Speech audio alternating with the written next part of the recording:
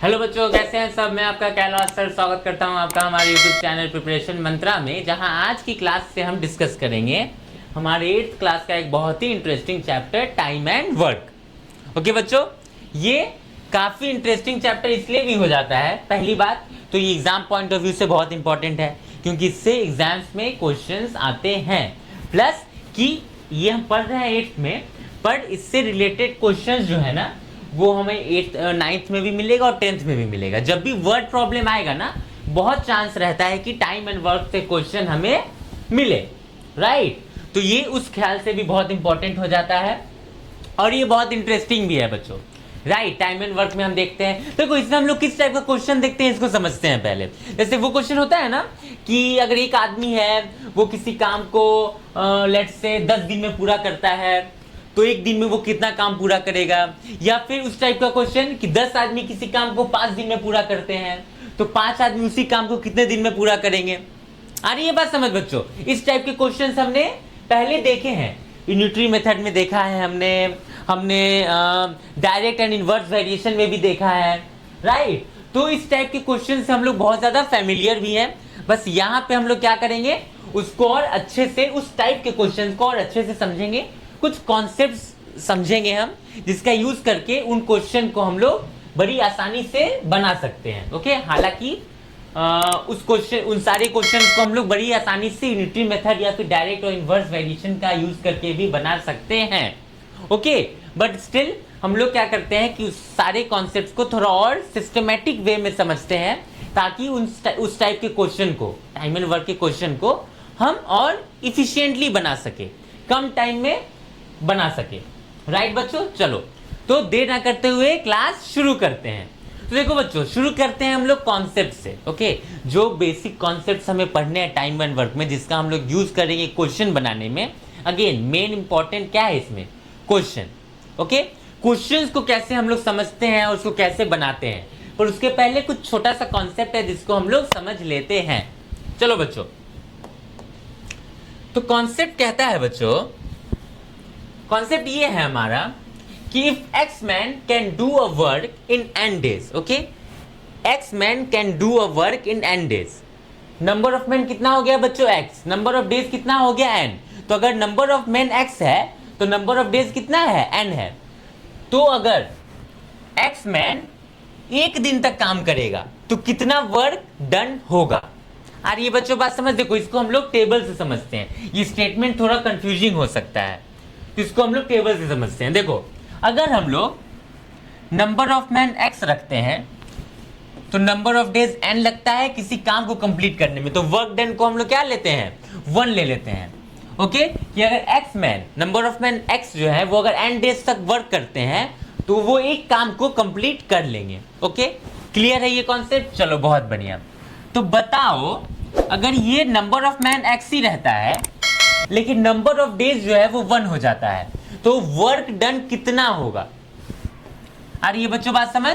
हमें पता है कि एक्स मैन जो है वो n डेज तक वर्क करेंगे तब जाके वो एक वर्क कंप्लीट होगा, पर तो बताओ कि एक्स मैन अगर एक ही दिन काम करते हैं तो कितना वर्क डन होगा। आ रही है बात समझ। तो हमें पता है कि अगर नंबर ऑफ डेज 1 कर देंगे हम लोग तो वर्क डन कितना हो जाएगा बच्चों, 1/n, राइट। वही चीज यहां पे लिखा हुआ है कि if x man can do a work in n days then x man can do 1/n work in 1 day. आ रही है बात समझ। अब देखो एक और कंडीशन देखो, अब हम लोग क्या करते हैं कि नंबर ऑफ डेज n ही रहने देते हैं, ओके, पर नंबर ऑफ मेन जो है हम लोग 1 कर देते हैं। अब क्या हो रहा है, नंबर ऑफ मेन जो है 1 हो गया, अब वो एक आदमी n डेज तक, n नंबर ऑफ डेज तक वर्क कर रहा है, तो बताओ कितना वर्क डन होगा। पूरा वर्क तो कंप्लीट नहीं हो पाएगा, क्योंकि अगर n डेज तक वर्क कंप्लीट करना है तो हमें x नंबर ऑफ पीपल चाहिए, x नंबर ऑफ मेन चाहिए, लेकिन यहाँ तो एक ही आदमी है तो वर्क डन पूरा नहीं होगा, तो कितना वर्क डन होगा।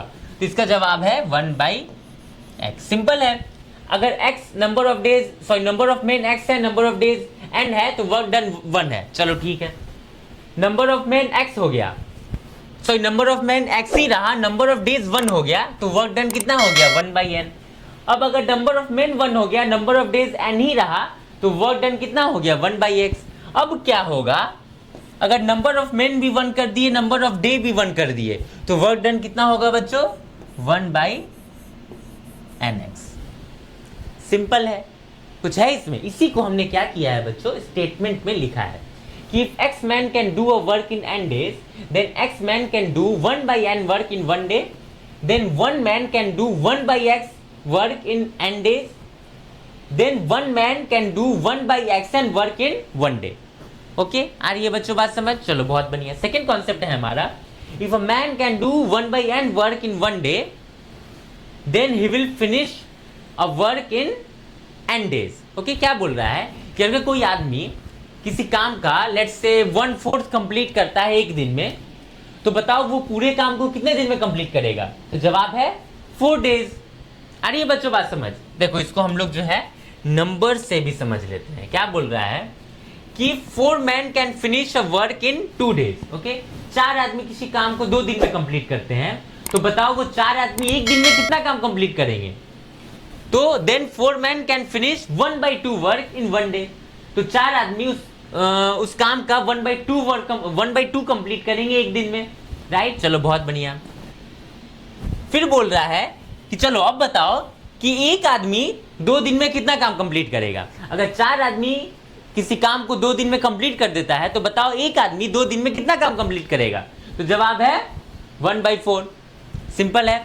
अब बोल रहा है कि चलो ठीक है, बताओ 4 आदमी अगर किसी काम को 2 दिन में कंप्लीट करता है, तो एक आदमी एक दिन में कितना काम कंप्लीट करेगा? तो जवाब है 1/4 इंटू 2 मतलब 1/8।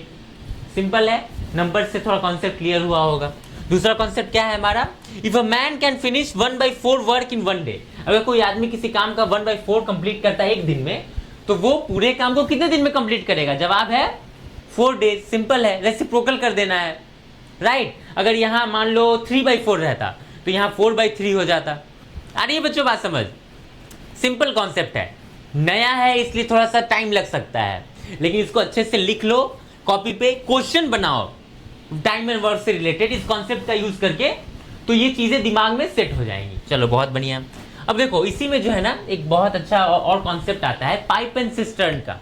ओके, उसमें क्या होता है, उस टाइप के क्वेश्चन भी बच्चों हमने देखे होंगे। वो होता है ना कि टैंक रहता है जिसमें नल से पानी आ रहा है, तो मान लो 4 नल उस टैंक को 2 घंटे में भरता है, तो बताओ एक नल को उस टैंक को भरने में कितना टाइम लगेगा? इस टाइप के क्वेश्चन हमने देखे हैं बच्चों। तो वही टाइप जो है वो हम यहाँ पे भी डिस्कस करेंगे। तो कॉन्सेप्ट पहले देख लेते हैं, वही कॉन्सेप्ट है जैसा हमने वहां देखा। If x pipes can fill the tank in y minute, then x pipes will fill 1/y tank in 1 minute. Okay, अगर x नंबर ऑफ पाइप किसी टैंक को y मिनट में फुल करते हैं, तो बताओ x number of pipe 1 minute में कितना टैंक फुल करेंगे? तो जवाब है 1/y। तो बताओ एक पाइप अगर y मिनट तक खुला है, भर रहा है उस टैंक को, तो कितना टैंक भरेगा?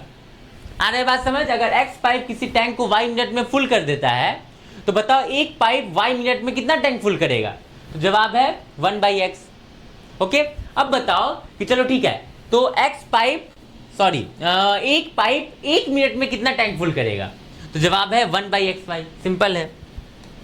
यहाँ पे भी हम लोग देख सकते हैं, नंबर ऑफ पाइप मान लो x है, टाइम टेकन y मिनट है, टैंक फिल कितना हो रहा है? फुल। ओके, चलो तो बताओ कि नंबर ऑफ पाइप अगर x ही रहा, टाइम टेकन कितना हो गया? 1 मिनट हो गया, तो टैंक कितना फिल हो गया? होगा 1/y। अगर टाइम टेकन y मिनट ही रहा और नंबर ऑफ पाइप कितना हो गया? 1 हो गया, तो एक पाइप y मिनट में कितना टैंक फुल करेगा? 1/x। अब बताओ नंबर ऑफ पाइप भी 1 हो गया, टाइम टेकन भी 1 हो गया। ओके, तो टैंक कितना फिल होगा? 1/xy। सिंपल कॉन्सेप्ट है। ओके, सेम उसी की तरह है, टाइम एंड वर्क की तरह। यहाँ पे भी वही चीज है, अगर कोई पाइप किसी टैंक का 1/n फिल करता है 1 मिनट में, तो बताओ वो उस टैंक को कितने मिनट में पूरा फिल कर देगा? तो जवाब है n मिनट। आ रहा है बात समझ? अगर कोई नल है जो किसी टैंक का 1/2 मतलब आधा फिल करता है, लेट्स से 40 मिनट में, आधा फिल करता है 1 मिनट में। ओके, अगर कोई पाइप है जो किसी टैंक का 1/2 फिल करता है 1 मिनट में, तो बताओ वो उस टैंक को पूरा कितने दिन में फिल करेगा? तो जवाब है 2 मिनट्स। सिंपल है बच्चों। चलो, ये सारे कॉन्सेप्ट्स हमारे दिमाग में होने चाहिए। ओके, इन सारे कॉन्सेप्ट्स का यूज हम लोग करेंगे क्वेश्चन बनाने में। क्वेश्चन बनाने वाला पार्ट भी बहुत इंटरेस्टिंग होगा। वहां पे हम लोग जो कॉन्सेप्ट यूज करेंगे उससे हम लोग समझेंगे क्वेश्चन बनाते टाइम। तो मिलते हैं हम लोग नेक्स्ट वीडियो में, जिसमें हम लोग क्वेश्चन देखेंगे कि इससे इन कॉन्सेप्ट्स का यूज करके हम लोग क्वेश्चन कैसे बनाते हैं। ओके, वहां भी कई चीजें होंगी जो हमें सीखने को मिलेंगी। तो मिलते हैं हम लोग नेक्स्ट वीडियो में। तब तक के लिए अगर आप हमारे चैनल पे नहीं हो तो चैनल को सब्सक्राइब कर दे, वीडियो को लाइक कर दे और अपने दोस्तों के साथ ज़्यादा से ज़्यादा शेयर करें। Thank you.